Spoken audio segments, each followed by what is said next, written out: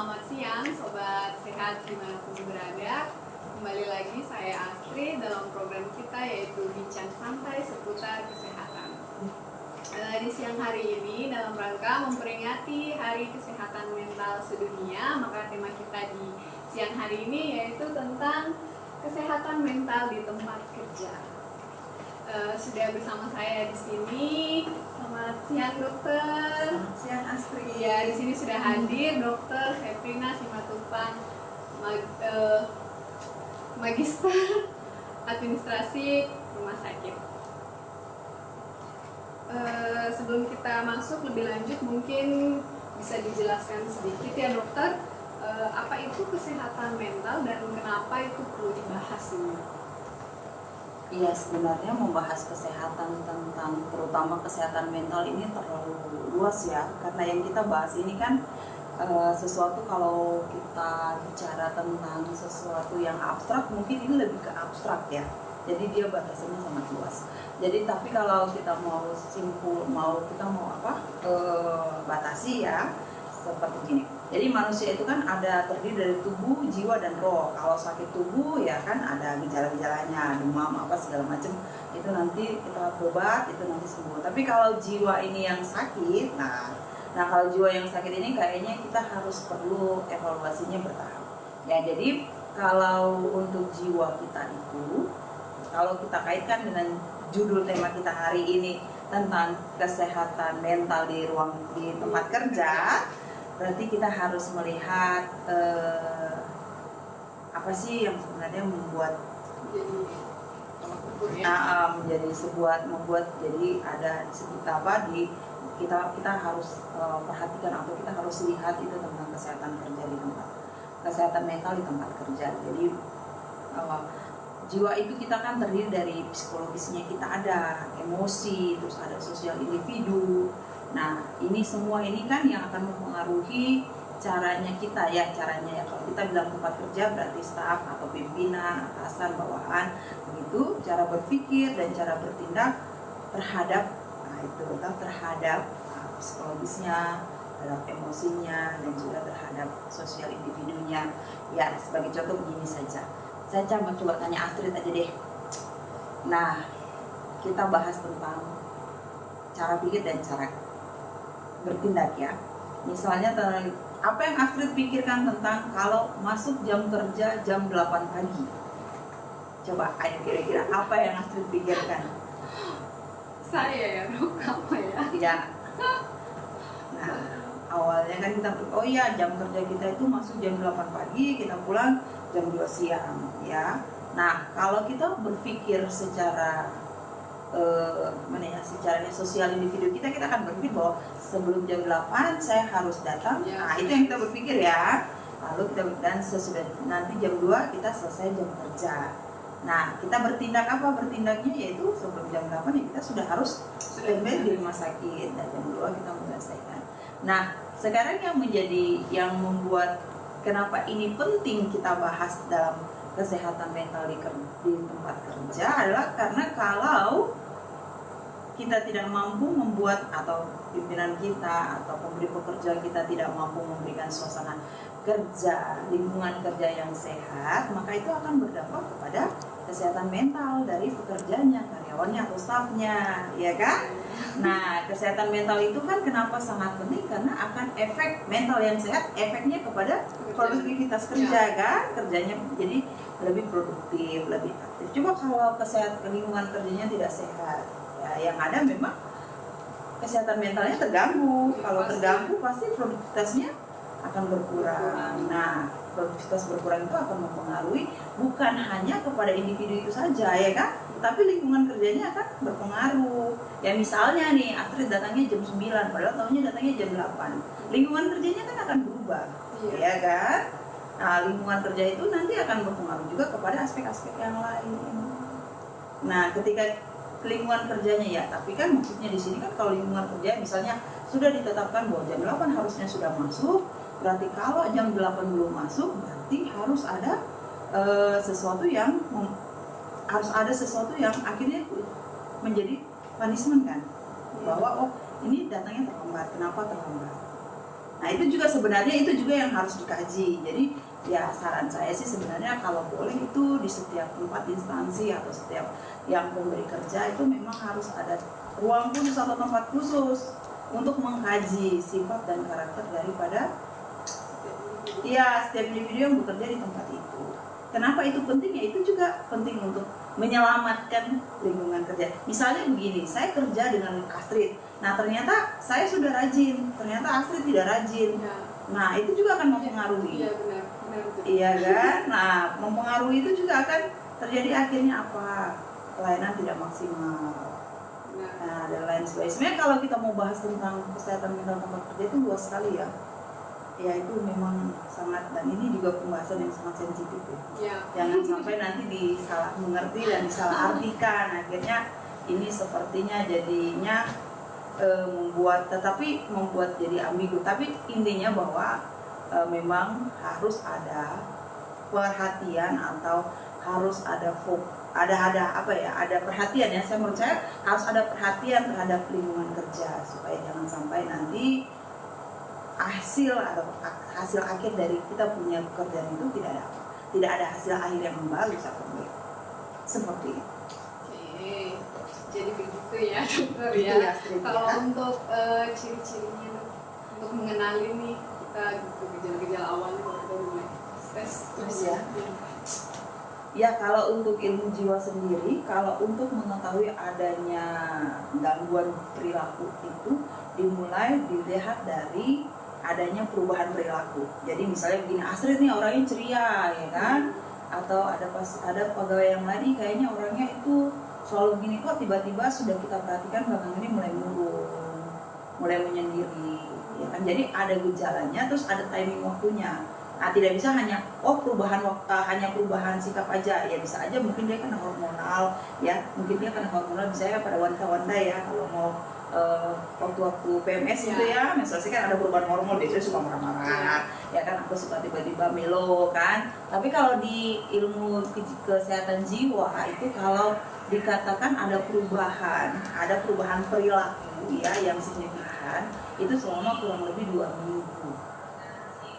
2 minggu ya. Jadi kalau ya kan kalau kita lihat dari struktur organisasi itu kan ada yang namanya manajer ya. Manajer itu kan yang adanya di lapangan ya, yang melihat tentang kita melihat tentang ini gimana karyawan-karyawan ini atau staf-staf ini bagaimana. Nah itu yang bisa dipantau dari situ. Jadi ketika ada perubahan perilaku daripada karyawannya, misalnya ini para karyawan si A ini tuh orangnya ceria, orangnya semangat, energik, kok kayaknya sudah 2 minggu ini kok mulai menurun kan, mulai sering menyendiri, sering tiba-tiba dia menangis atau tiba-tiba dia marah tanpa ada sebabnya, ya itu perlu dipikirkan kalau ada sesuatu kepada karyawan tersebut. Ya jadi tapi itu ya seperti saya bilang tadi harus ada timingnya juga. Jadi gejala tanpa timingnya juga perlu kita perhatikan ya kan. Jangan sampai memang dia ada masalah di rumah, dia bawa ke tempat kerja kan kadang tuh sering kelihatan juga ya, kan, seperti bisa sore nih ketawa terus tiba-tiba dia tuh depresi ya betul, seperti begitu ya. Jadi ya memang harus perlu perhatiannya. Yang tahu itu adalah teman sesama kita dalam tempat kerja kita. Pentingnya kita sesama rekan kerja saling memperhatikan. Iya, saling memperhatikan. Betul sekali Adik Astrid.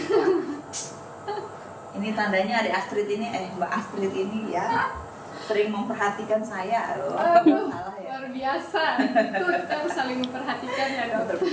Setuju, sepakat. Tapi kalau perbedaan sendiri antara kayak stres kerja, stres yang biasa dengan stres yang berat itu ada nggak seperti sampai kalau stres di tempat kerja di dengan yang secara yang, ini ya yang maksudnya stres yang biasa yang ya kayak kita yang mungkin ya kalau kerja mungkin dulu suka ngeluh itu mungkin biasa ya. Tapi kalau yang sudah parah tuh mungkin orangnya jadi ya perbedaannya begini ya, maksudnya pemahamannya kita tuh seperti begini. Kalau setiap individu dapat menahan diri ya kan, terhadap apa saja ya, misalnya terhadap stresor, berarti dia masih dalam kategori normal. Tetapi ketika dia sudah tidak bisa menahan diri, ya kan, sudah tidak ada lagi kepenahan, lost control ya, tidak ada lost control. Misalnya ya emosi, marah-marah, kalau dia masih bisa menahan emosinya, berarti dia masih kategori wajar-wajar saja. Tetapi kalau dia sudah marah dengan membabi buta, ya kan, sampai anarkis, malah itu sudah tidak masuk di dalam, sudah tidak ada, maksudnya sudah bukan normal lagi. Dan itu kita kaji ulang, ini kenapa penyebabnya, dia kenapa, ada apa dengan dia, kan seperti itu. Sama dengan pasien depresi atau sedih yang dalam jangka waktu lama gitu kan, nggak ada sebab ya, sama depresi, terus kecemasan ya kan, tidak ada sebab, tidak ada apa-apa kok, udah nangis gitu kan, atau udah khawatir aja, aduh aku takut, nggak tahu takutnya kenapa.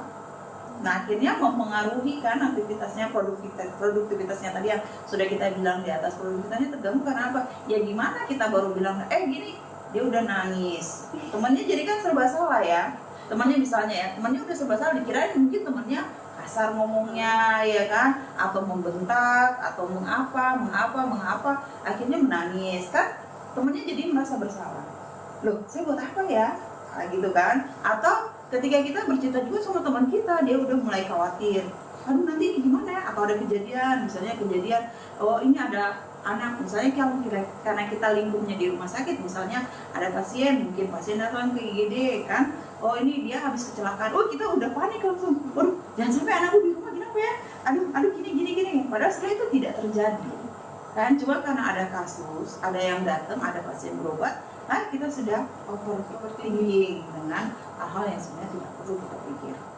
Seperti itu ya, seperti lagi ya kasus-kasus yang baru-baru di viral ini ya, pekerja di luar sana ya, yang lagi viral di mana, di media sosial ya, di mana itu ya Mbak Mei ya, oh iya yang lagi viral itu, pokoknya kalau dilihat di media sosial ada ya, yang akhirnya memutuskan untuk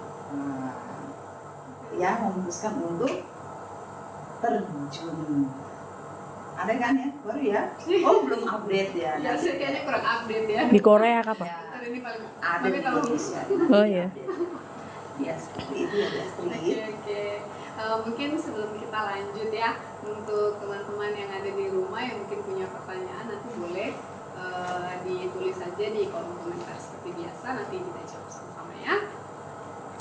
Terus gini dok, kan orang di luar sana itu kalau seandainya nih tahu nih orang dia berobat seandainya, terus di sini kita nggak punya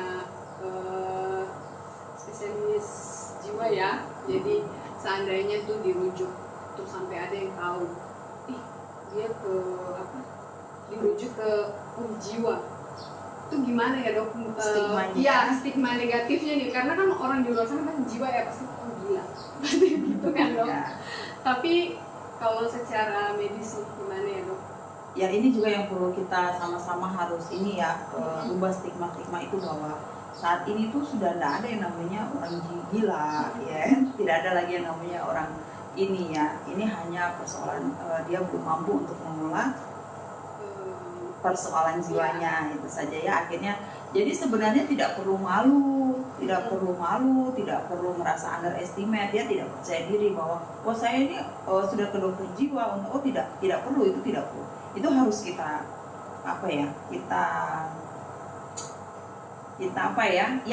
sama seperti kalau kita sakit, kita pergi ke rumah sakit, tujuan kita kan untuk mendapat kesembuhan ya, atau kita mau berobat supaya kita sembuh. Jadi begitu juga ketika kita pergi konsultasi dengan ya mungkin macam seperti di kabupaten ini ada saya, Dr. Sabrina, ada Dr. Juwita, bisa datang kalau misalnya ada keinginan untuk mau konsultasi, bisa kita janjian, kita bisa konsultasi, nggak apa-apa, nggak ada masalah. Kalau ada kesempatan mau langsung ketemu sama ahlinya, ekspertnya ke psikiater, atau mungkin yang dibawa psikiater ke psikolog dulu, ya nggak apa-apa, itu nggak ada masalah. Nah gitu loh, itu nggak apa-apa, nggak perlu kita merasa malu, nggak usah, nggak apa-apa. Nah lebih baik kita melakukan screening ya, melakukan screening dahulu terhadap diri kita. Nah setelah itu kan nanti kalau kita ternyata dinyatakan nggak ada apa-apa, nggak ada masalah, kita sehat, kita bisa membantu banyak orang loh. Oh iya bagus loh ini gini, nggak apa-apa. Jadi mungkin ada Astrid ingat yang beberapa tahun yang lalu ketika didatangkan dokter spesialis di sini, ya spesialis jiwa ya, Dokter Ishak dari RSJ Abepura, ya kami juga membuka kesempatan bagi mereka yang tidak ada masalah jiwa, ya maksudnya tidak terdiagnosis dengan penyakit psikiatri, tetapi memang mau ada konseling, mungkin ada masalahnya apa, dan itu banyak juga yang datang, banyak yang datang untuk berkonsultasi langsung sama dokter Ishak. Nah, di situ kan ada ya cara kita mengkonseling orang, mungkin saya mengkonseling beda mungkin dengan orang lain yang memang sudah terbiasa mengkonseling. Tapi memang seperti yang saya sampaikan di awal, itu baiknya memang saya cuma mengusulkan ini saran saja. Memang kalau bisa memang ada tempat untuk konsultasi, ada untuk konseling. Karena konseling itu tidak, ya pastinya orang yang mengkonseling adalah orang-orang yang bisa dipercaya ya, sehingga apa yang konseling itu tidak menjadi bahan diskusi kan, tidak keluar lagi ke sana kemari kan, tapi memang bisa dipercaya hasil konseling itu. Dan yang kedua ya memang harus ada tempat yang khusus, yang nyaman, yang bisa membuat orang itu tidak merasa underestimate, tidak merasa ragu-ragu, tidak merasa malu gitu kan, kalau kita berkonsultasi tentang kesehatan mental kita. Itu ya sekarang itu stigmanya bahwa orang yang ke rumah sakit jiwa atau yang ke psikiater, ke psikolog adalah orang gila ya. Itu harus kita yang harus dipatahkan ya. Kadang begini, seperti begini, saya kadang kalau cerita sama Ade Astrid, saya nggak bisa cerita semuanya, mungkin pemikiran saya, tapi saya kalau cerita sama dokternya gitu kan, saya bisa cerita semua apa itu juga merupakan salah satu penanganan efektif terhadap keluhan-keluhan dari jiwa kita gitu. Itu juga akan membantu untuk bagaimana ya, begitu ya, bisa mengekspresikan apa yang dirasakan, itu juga membantu untuk mengurangi ya kesehatan mentalnya dia, mengobati kesehatan mentalnya dia. Ya sih kalau saya sebenarnya kesehatan mental tuh enak-enak aja sih. Kalau saya asik gitu loh menghadapinya. Yang penting itu nggak usah malu, kita nggak usah ragu-ragu ya. Kalau kita sakit ya kita berobat, udah itu aja. Sama kayak kita demam, kita batuk beringus ya kita berobat sembuh gitu kan. Seperti itu. Cuma kalau dulu-dulu kan penanganannya ekstrim ya kan, sampai harus dipasung, terus ada pembulian kan, terus ada stigma-stigma bahwa ini ya, tapi kalau sekarang ini bahkan kemarin waktu saya ikut pelatihan di Menur tahun 2024 bulan November apa Desember ya, itu malah rumah sakit di Menur itu, yang rumah sakit jiwa itu mau dibuat rumah sakit umum, jadi dia menangani pasien umum dan pasien jiwa bersamaan gitu, jadi nggak ada lagi rumah sakit khusus. Oke. Iya. Terus dokter, gimana sih cara mencari bantuan profesional jika diperlukan tanpa merasa terhakimi? Ya.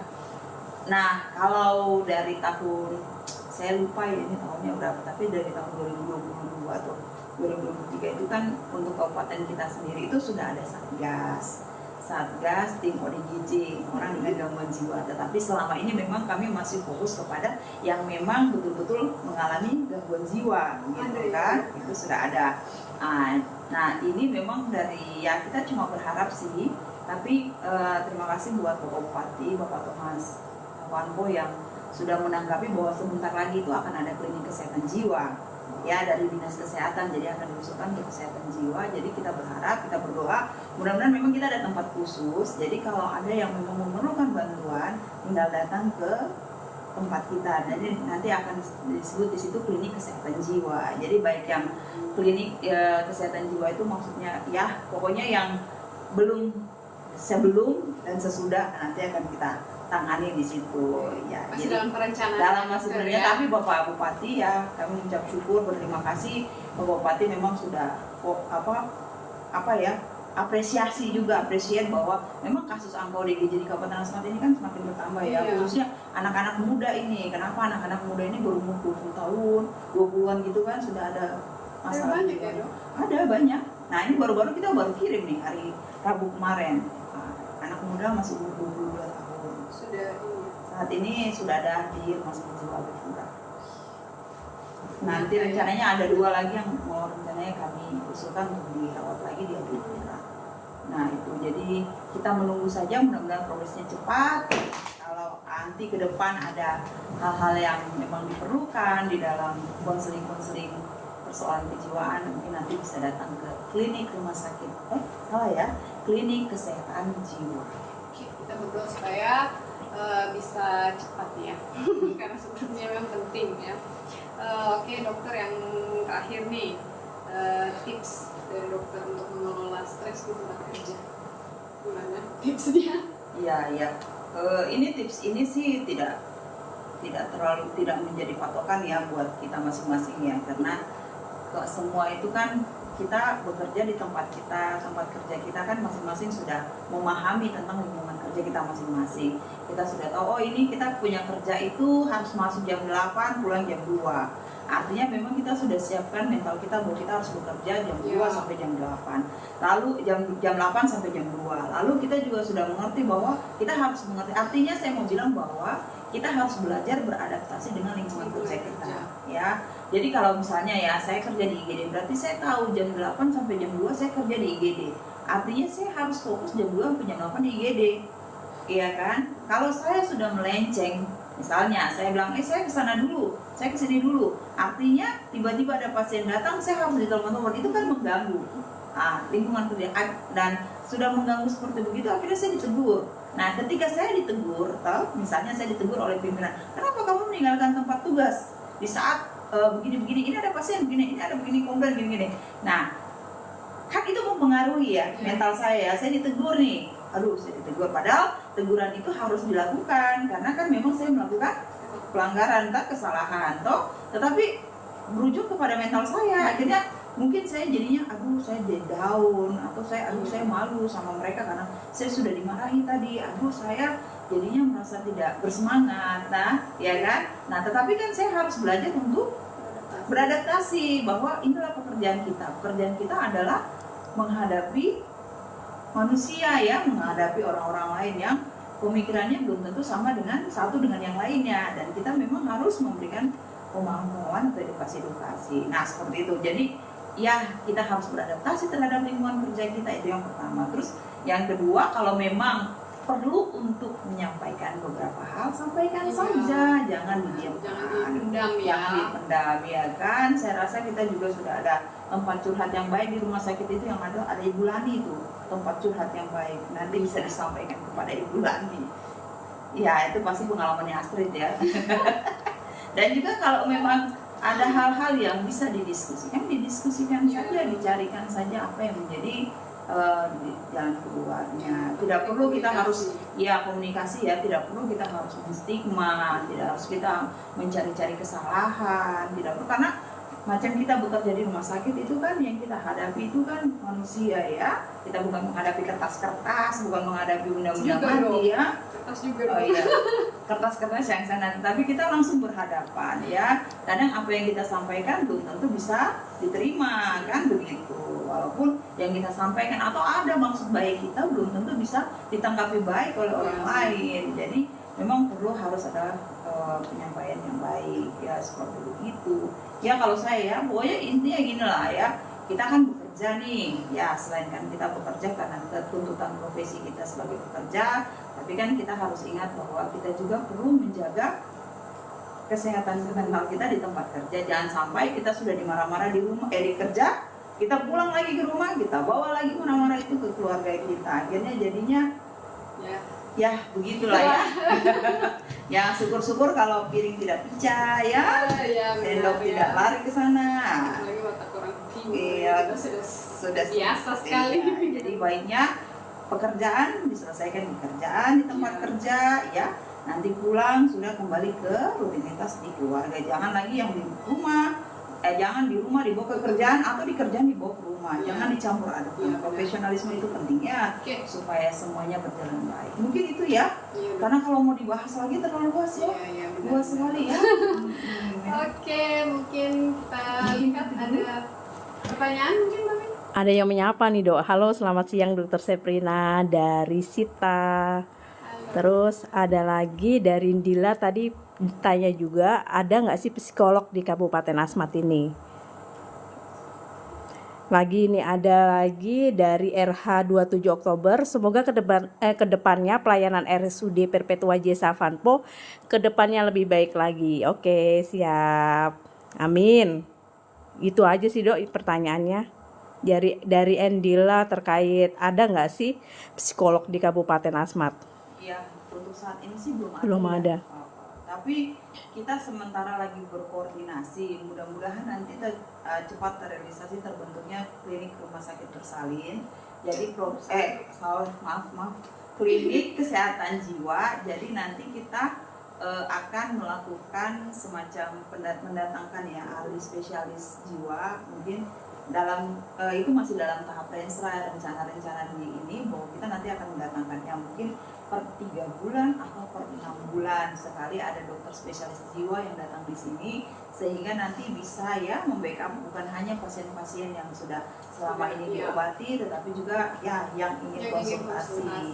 Ya mudah-mudahan nanti bisa terrealisasi seperti begitu ya. Sebenarnya sudah lama sih kita bahas itu, cuma ya banyak hal yang mungkin harus dilakukan terlebih dahulu, yang urgent yang mana yang didahulukan dulu ya.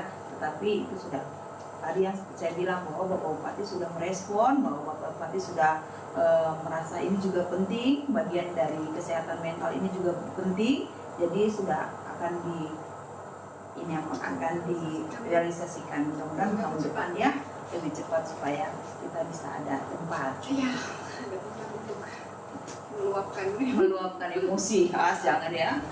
Masih ada lagi, Mami? Udah ada lagi Dok. Satu dari Taji Mara, apakah di Asmat ada RSJ atau tempat khusus yang sudah disiapkan pemerintah di Kabupaten Asmat? Sepertinya tadi sudah dijawab ini ya. Gitu, tapi siapa tahu mau dokter jelaskan lagi. Ya memang benar untuk saat ini kami belum punya ya, belum ada tempat khusus ya. Jadi untuk sementara kalau ada pasien-pasien yang memang masih garu gelisah memang yang tidak bisa lagi belum terapi oral ya, memang harus dipantau 1 kali 24 jam. Biasanya kami berkoordinasi dengan pihak kepolisian, untuk Polres Asmat untuk meminjam salah satu ruang selnya.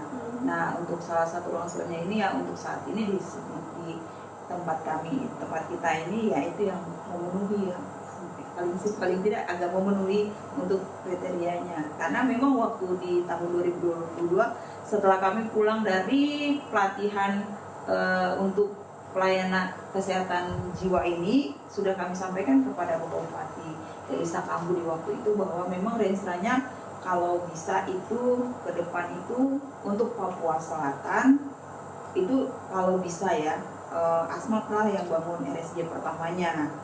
Ya semoga itu bisa. Ya waktu itu Bapak Bupati Elisa Kambu menanggapinya dengan demikian. Jadi tapi ya beliau sudah ini, mudah-mudahan nanti Bapak Bupati Thomas bisa melanjutkan cita-cita untuk menjadikan Kabupaten Asmat sebagai yang mendirikan pertama kali rumah sakit jiwa di Papua Selatan. Harapannya seperti itu. Jadi pasien jiwa nanti datang ke sini aja, biar diobati di sini. Ya. Sambil menikmati alamnya Kabupaten Asmat. Seperti itu ya. Mudah-mudahan ya. Ya semoga ya Dok. Masih ada Mami? Habis ya. Oke, sudah habis ya dokter ya. Di akhir kata semoga kita semua selalu diberikan kesehatan, dan saya bersama Dokter Sebrina Simatupang. Oke, kami pamit. Semoga kita bisa bertemu lagi di bincang santai seputar kesehatan selanjutnya. See you.